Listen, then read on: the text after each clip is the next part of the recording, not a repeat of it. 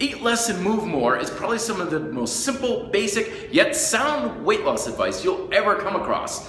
But oftentimes it doesn't work very well, and the problem is because eat less, move more quickly turns into eat right and exercise, which is not at all the same thing. Okay, so eat less, move more. What we're dealing with here is we got the caloric balance, the root cause of fat loss. Okay, so this caloric intake, caloric expenditure, eat less, move more causes this to happen, which guarantees weight loss. Okay, it is physically impossible to be in a caloric imbalance where you're expending more than you're taking in and not lose weight. Because you cannot be in a caloric deficit and say, okay, I'll just take a caloric line of credit or something. You have got to get it from your body in some way, shape, or it does.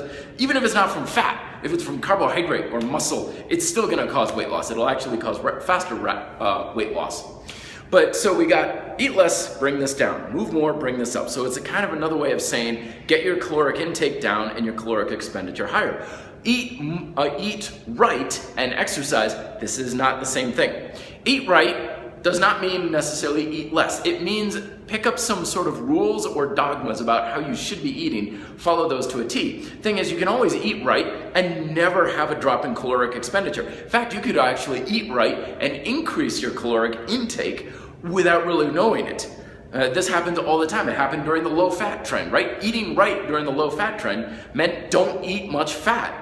So as a result, some people would be like, okay, I cut out the cheeseburgers, cut out the french fries, cut out the pizza, cut out. So they experience a momentary dip in caloric intake, but what ended up happening is they're like, oh, fat-free cookies, oh, fat-free cheeseburgers, fat-free pizza came out, and we're eating more and more of this because in our mind we're thinking, I'm eating right, I'm following the rules of the diet, which has nothing to do with healthy eating, it's nothing to do with weight loss. Eating right is not about any of that. It's about following a rule, and who knows if the rule is actually going to be applicable. So as a result, we come back to calorie balance and we may even be eating more, but in our minds we think we're doing the right thing, but we're really not for weight loss sakes. We're doing what's right according to the dogma. Then we have exercise, okay? Caloric expenditure is here. So if we're sitting on our boat all the time and we're like, okay, time to go exercise, our expenditure very well may come back up. But the problem is exercise and working out is usually fairly limited. Limited in time, limited in scope, limited in everything. If you're sitting around all the time and you go and just do a yoga class like 2 or 3 times a week, you're talking about a few extra 100 calories at best. Increased sorts of things.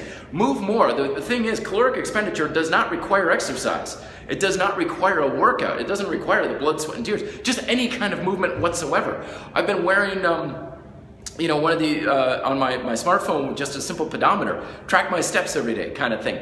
I average 14,000 steps a day. People come in all the time, they have desk jobs, and they're like, I'm struggling to get 5,000 steps a day. I'm naturally moving more all day, every single day, even if I never worked out at all, just because I'm moving more, even without the exercise, just through walking around and taking the stairs and doing all that sort of thing.